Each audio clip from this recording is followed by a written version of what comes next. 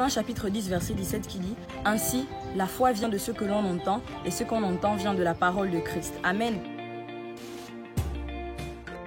Il faut faire confiance à Dieu. La Bible dit que la foi vient de ce que l'on entend. Mais pour comprendre déjà ça vient de ce que l'on entend, il faut savoir ce que la parole de Dieu dit. Dès l'instant que tu sais ce que la parole de Dieu dit, tu sais sur quoi tu bases ta foi. Tu sais sur quoi tu comptes. Tu sais sur qui tu comptes. Alors déjà, c'est quoi avoir la foi? Avoir la foi, c'est le fait d'avoir confiance en quelqu'un. C'est le fait d'avoir confiance en quelque chose. C'est croire en cette personne, croire en cette chose, croire en ses capacités, croire en son pouvoir. L'origine de toute chose, c'est la parole de Dieu. La Bible nous dit que le commencement était la parole. Lorsque le Seigneur a créé l'univers, il a dit que la lumière soit et la lumière fut. C'est-à-dire que toute parole prononcée a un impact. Tout ce que nous déclarons, positivement comme négativement, influence nos vies. Raison pour laquelle il est de notre devoir de rester positif au-delà de tout ce que l'on vit. On a coupé l'électricité. On dit qu'il n'y aura plus jamais d'électricité. Mais moi, j'aperçois la lumière. Mais moi, je vois une lumière. Mais moi, j'aperçois la lumière dans ce monde des ténèbres. C'est ça, avoir la foi. Avoir la foi quand tout est sombre. Avoir la foi quand tout est déjà détruit. Quand on a dit que tout est terminé, toi, tu te lèves et tu dis non. Je crois en ce Dieu qui se lève. Je crois que mon Dieu se lèvera le dernier. Je crois que mon Dieu est puissant. Et les circonstances n'ont pas à guider ma foi. Les circonstances n'ont pas à me déstabiliser parce que j'ai une foi inébranlable. La Bible dit, dans le livre de Jean, chapitre 3, verset 16, « Car Dieu a tant aimé le monde qu'il a donné son Fils unique, afin que quiconque croit en lui ne périsse point, mais qu'il ait la vie éternelle. » C'est un verset que certaines personnes récitent pour autant avoir pris la peine de méditer ce verset.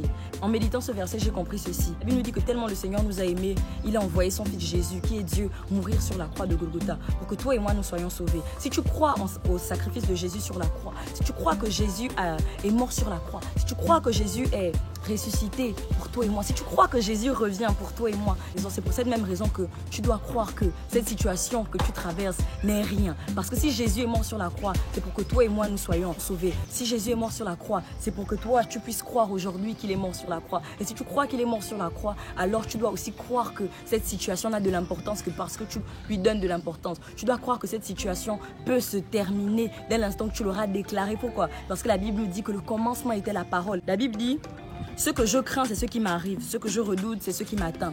En fait, ici, c'est pour dire que tout commence par les pensées. Tout commence par la pensée.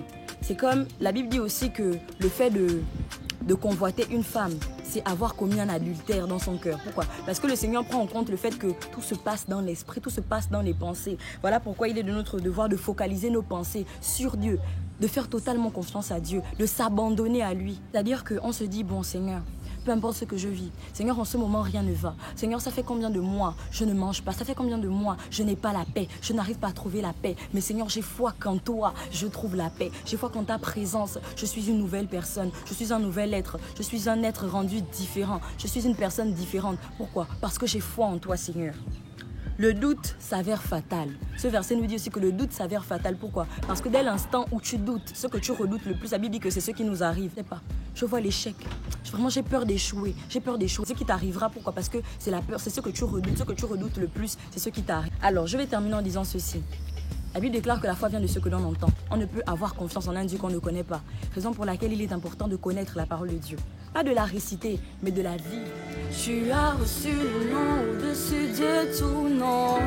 La maladie fléchit, là nous t'adorons. Tu as reçu le nom au-dessus de tout nom. Ensemble avec les anges, nous élevons ton nom. Tu as reçu le nom au-dessus. Oh, la maladie fléchit, là nous t'adorons. J'ai placé ma confiance en Jésus. J'ai placé, je veux te faire confiance. Même si on m'enlevait mes yeux. Comment te faire confiance? Apprends-moi et j'irai mieux. Je veux te faire confiance dans tes jours les plus silencieux. Comment te faire confiance? Oh Dieu, apprends-moi et j'irai mieux. Peu importe